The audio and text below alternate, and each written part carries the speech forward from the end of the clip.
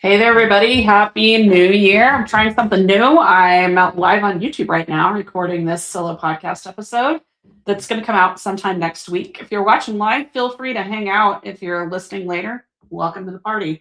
Let's get into it here on Work Should Feel Good, the show where your career growth meets your real life.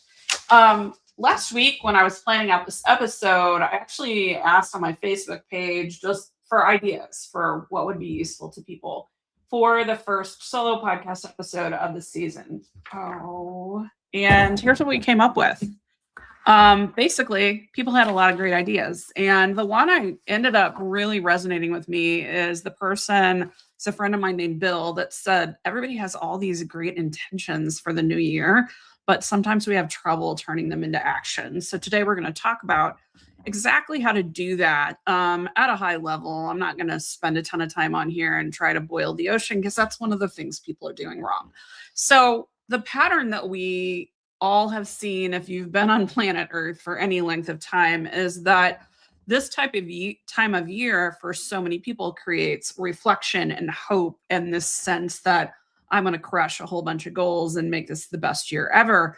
And they spend time noticing what has been working, what hasn't been working, and just plan things that they want to do. And then a few weeks later, after they've made these long lists of resolutions, they end up doing exactly the same crap that they were doing before. I've been very guilty of this in the past. And it's a lot of years I just don't even worry about trying to do new things at the start of the new year.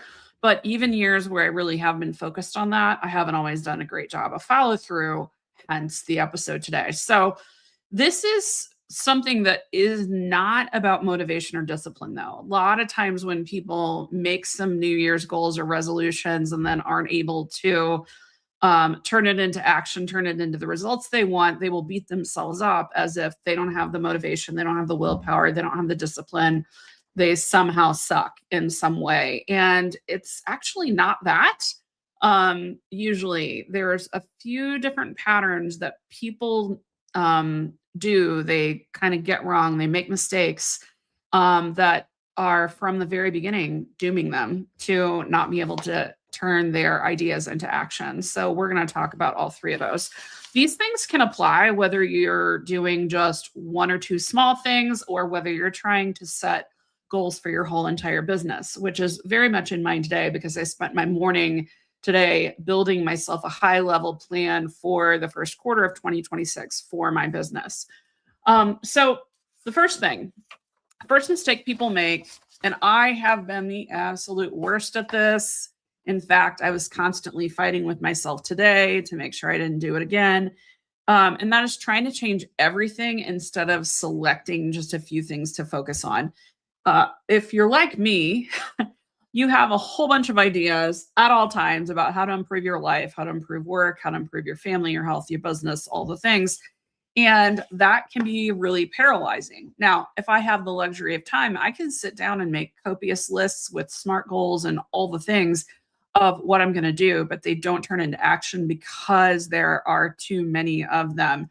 And sometimes also because I went into such depth when I had the luxury of time over, say, a 2-week holiday vacation to write those things down. They don't stand up to my normal life. So what ends up happening is that people have all this great reflection and it falls apart because of a lack of focus. So here's a couple of examples of how you can take a great intention and turn it into something that actually will become part of your habits. The first thing is fitness and health. A lot of people have goals to lose weight, they have goals to eat healthier, those types of things.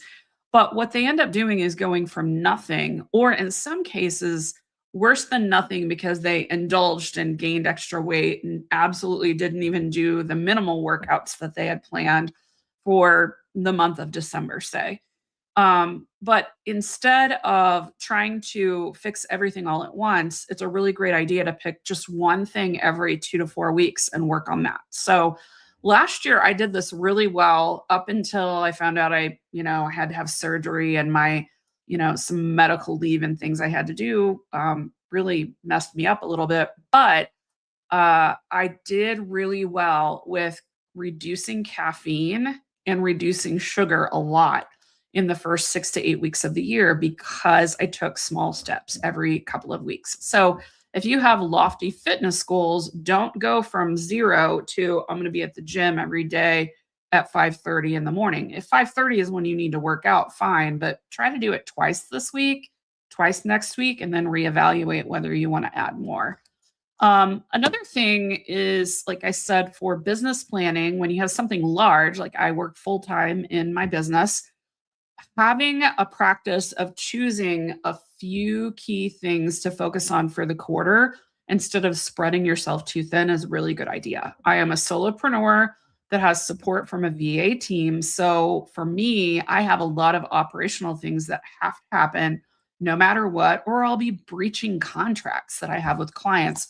So what I did today is ask myself a few questions to help me target the first few extra projects above and beyond normal operations that I was going to do for Q1. So some of the questions I asked myself were, what is costing me the most energy in my business right now? That uncovered some stress around pipeline of new clients. And it also uncovered some annoyance with some systems things that I need to dial in and improve. Another question I asked is, if I fixed only one thing, what would make everything else easier?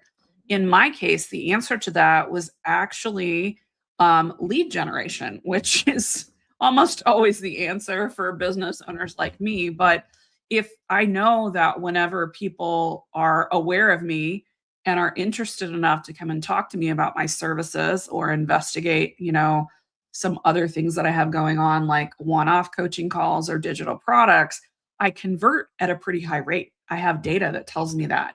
But if I don't have anybody that's in the lead pipeline, then there's nothing to convert. So for me, fixing lead generation fixes a lot of other problems, including revenue and the ability to buy more help and delegate more tasks. And then another question is, what fits the season that I'm actually in? I have found that I'm now wanting to go into a growth season, but I don't want to be too crazy about it because I still am learning, like, what are my limits physically after having surgery.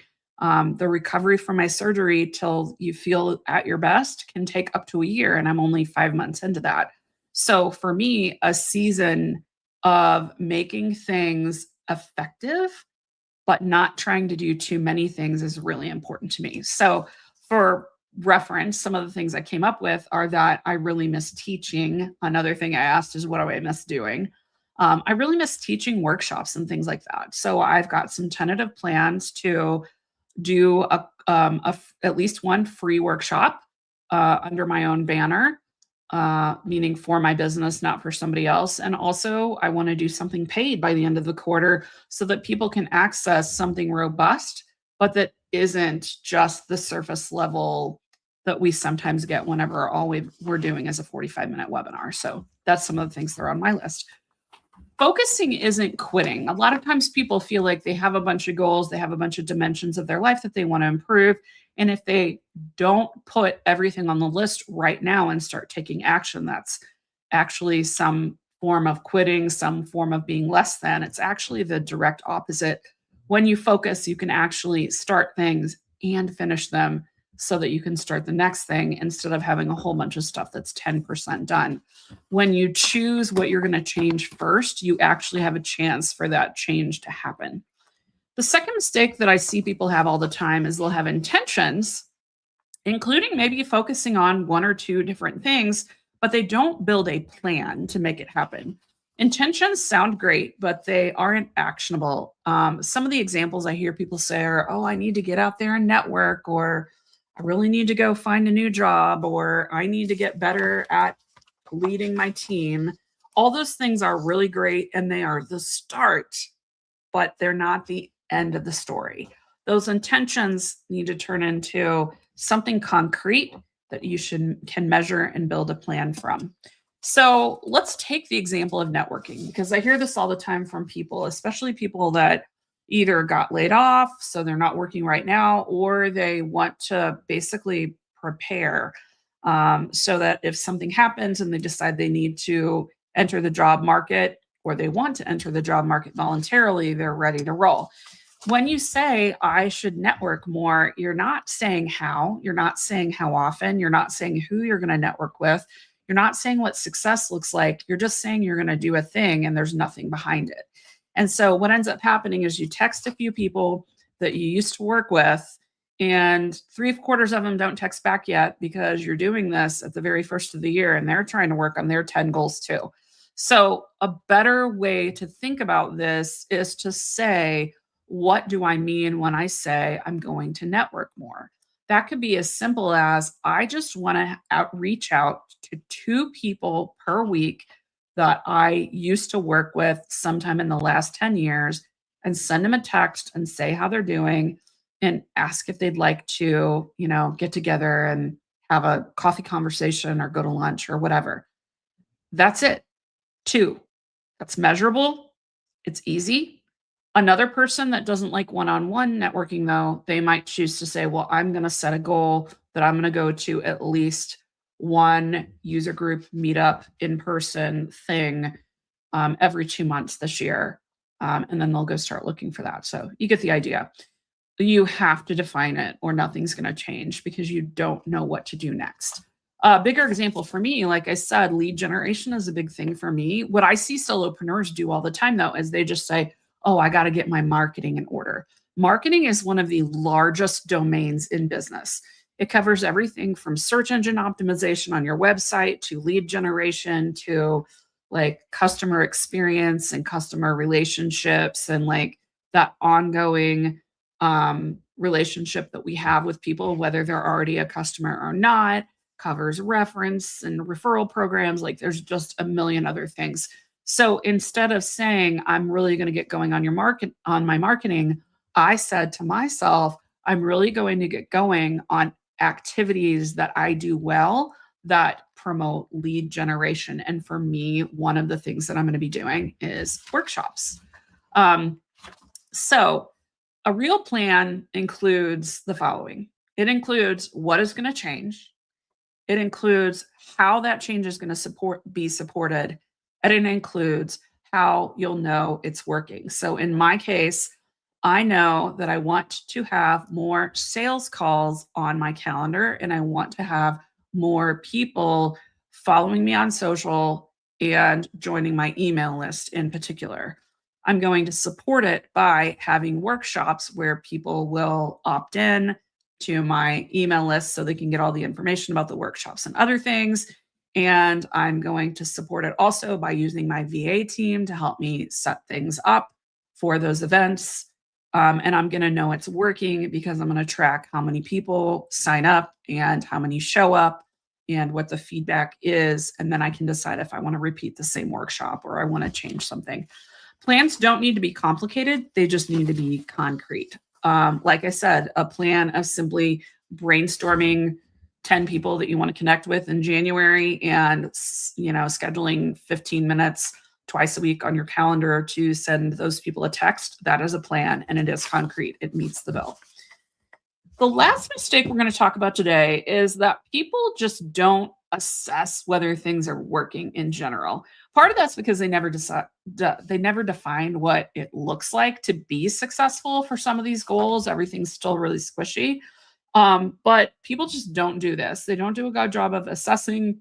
They don't do a good job of iterating, and they definitely don't do a good job of celebrating or retrospecting what they're doing. So I actually came from a Scrum background. So I did like a mini retrospective on Q4 for myself today. I wrote down some notes and I'm going to start doing that every quarter going forward. So these mistakes happen at every scale. It happens at everything from the networking. I want to just start getting better at that by reaching out to 2 people a week.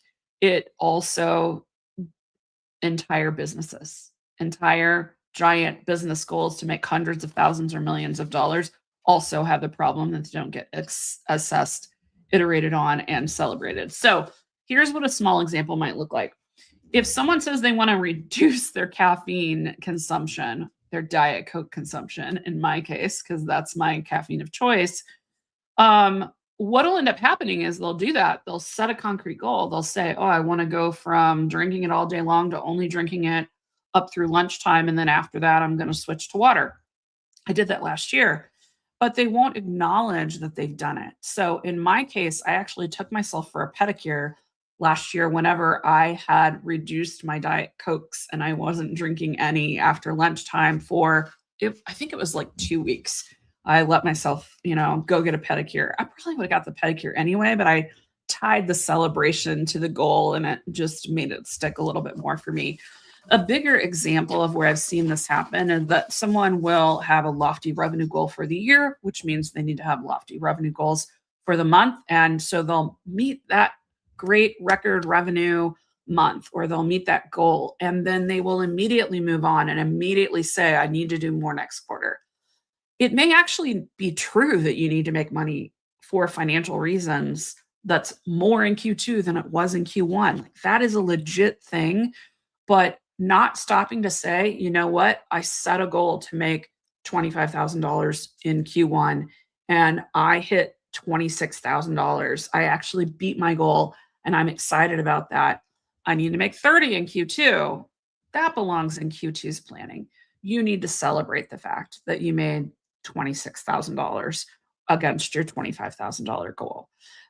Progress doesn't end up sticking if it's invisible. And one of the best ways to make it visible is to celebrate it, especially if you can celebrate it with someone.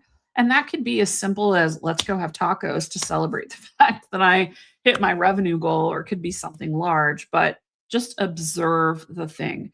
Today, when I was doing my retrospective on Q4, in Q4, I actually didn't have a revenue goal. My goal was more towards making sure that I was getting back in the swing of things, of working, understanding my limits, and preparing some things for Q1.